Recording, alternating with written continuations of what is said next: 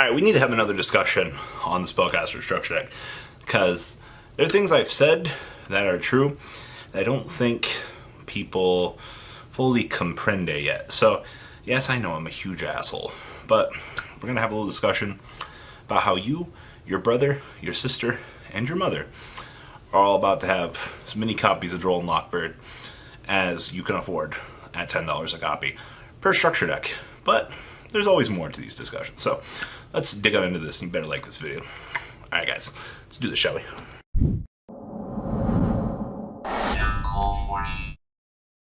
Alright, well, structure deck is right around the corner, and you guys know what that means? That means reprint season, and we all love reprint season as much as the next person. So, the big thing here is me, Simo, everybody was like, Ash Blossom was the exception to the rule. Though, they're not going to give us Droll and Lockbird.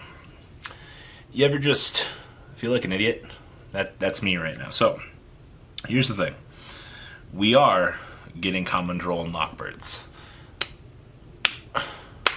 We did it. Droll has now reached the level of cheap hand trap. I mean, to be honest, Ghost Reaper sitting in the corner over there, she might be a cuck, I'm not sure. She's definitely the cheapest of all of the sisters. I mean, Ash is still holding some good value. He's got four printings now at this point in time. And it's good.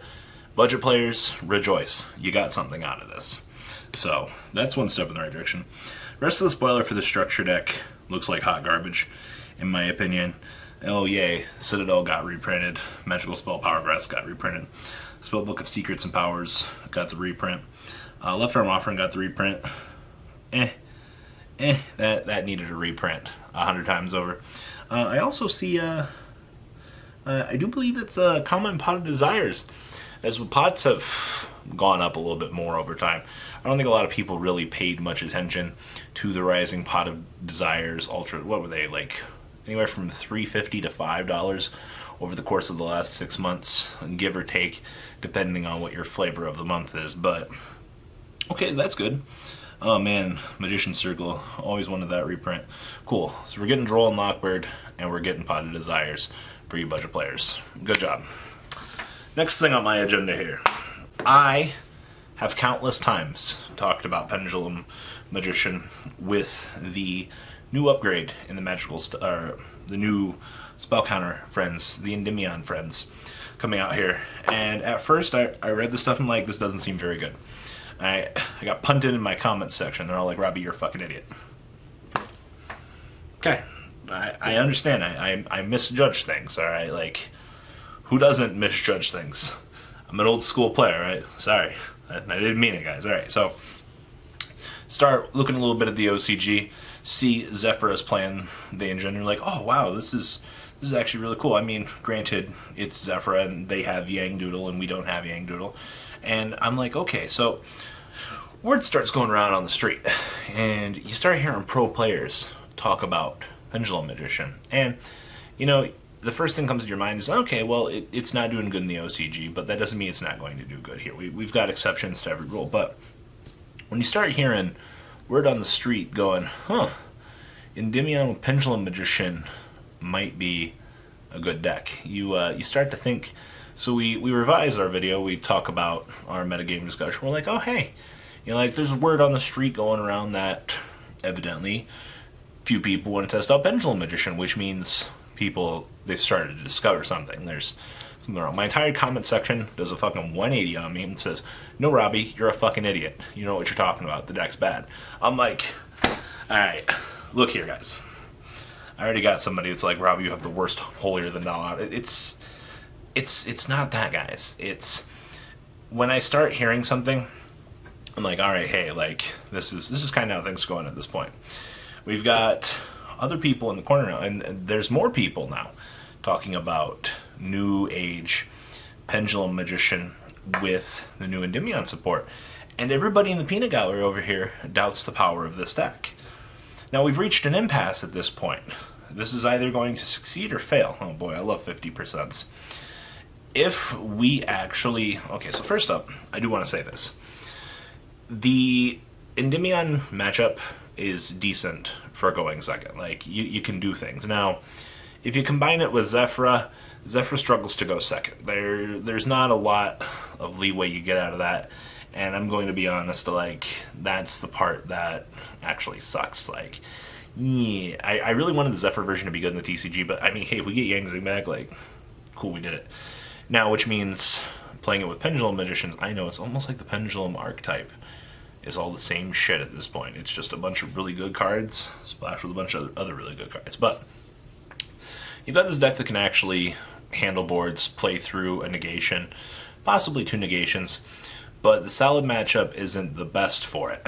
Now, I already understand that, well, Robbie, like, if the deck loses to Salad, it's not going to be good. That's not true.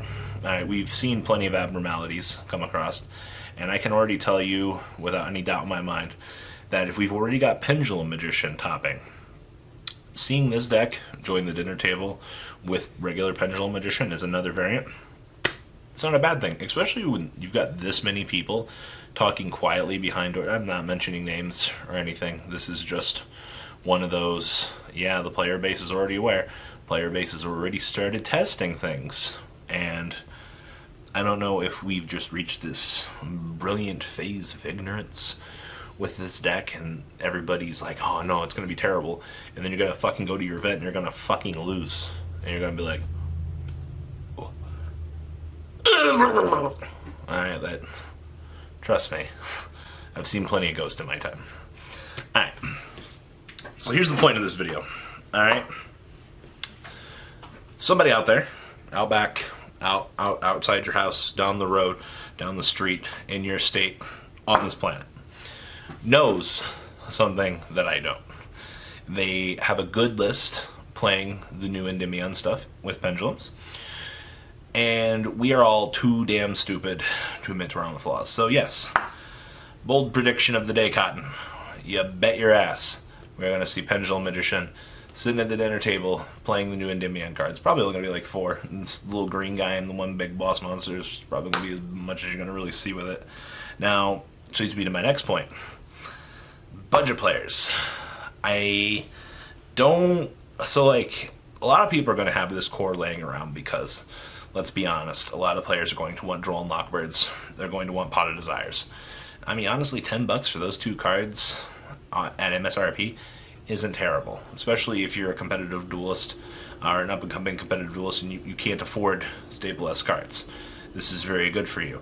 Now, if you're a budget player and you happen to pick this stuff up, picking up the rest of the Pendulum core for Tier 1 deck might not be that bad. I know Electromites are going up, and they're not looking as affordable to a lot of people. I mean, you're looking at like $10 to $11.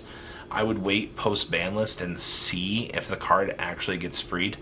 I know there was a lot of people that are talking about Electromite moving off of the list to support the sales of the structure deck. And it's going to be a 50-50 coin cost with that. I particularly would wait. I mean, if you got $22 and you're a budget player and you're like, I'm going to grab 2 Electromites and we're gonna risk this, go for it. But the good news is if you're an up-and-coming budget player, you got Desires available to you straight out of the box. You got Droll and Lockbirds for your side for $30. Alright, you got to pick up some Cerberuses, or excuse me, the little Jackal that's super rare from the set. I have a feeling those are going to start going up once people start coming out. I mean, outside of that, like, there's little $2 cards you're going to need. I think you could probably ghetto together the deck still for about $100 and actually have a good Tier 1 deck. You can play Apex Avians. You have diversity available to you as a player. I'm just saying you have to take the little extra initiative. Now, if you can't afford $100, you have a couple of options, and I always talk about saving. I know there are a lot of people out there that can't afford these things, but if my friend who works at Walmart can afford to set aside $10 every paycheck and start gathering cards, I don't understand why other people have this issue. Like, I know a lot of people, I have very close friends of mine that are really terrible with spending, especially my best friend. She is absolutely fucking horrible at spending, and that's fine. Life lessons aside, that's a good one. But, you know, for the most part, the older you get, the easier it becomes to say, all right, that's my life lesson for the day. But you can probably put the structure deck to some use. I don't think you're going to have a competitive tier 1 deck out of the box. I mean, the desires and stuff. And, you know, Simo and Sam are going to make their videos saying $30 competitive structure deck. Not this time. In the past, I've been able to see it, but I don't see it. You need some extra Pendulum stuff. But, you know, maybe we can make a guide video on what you need to pay at what increments. You know, maybe if we get some likes on this video, that'll be something I'll concern myself with testing. 3 structure decks, and possibly what other cards you need to pick up for what prices, so you don't get bamboozled with priorities. But that'll be a topic for another day. So, Endymion structure deck right around the corner. We're all stupid. Oh no, Robbie called his viewer base stupid and included himself in the statement. Fucking trash YouTuber. That's not the point, alright? Like, fleeting ignorance is one thing out there, but guys, I live in a tool shed. I don't understand the world. Fun fact, I've never even watched the Star Wars movies. Oh man, can't wait for that one. That'll be the number 1 comment. Actually, Robbie's never watched Star Wars? What the fuck is wrong with you, fat man? God, fucking terrible hygiene. You got kicked out of an event because you smell. Feed me. Feed my ego. Alright. That's all I got for this video. Peace out, guys. The ride never, well, truly ends. Thank you, patrons. Without you guys, I don't know what I'd be wearing in these videos. I might be a truffle shuffle incident all over again. Guys, please also check out Vanquil40 for some awesome Vanguard content. Some other interesting stuff you might find up here on the left or in the description as well. Thanks for watching.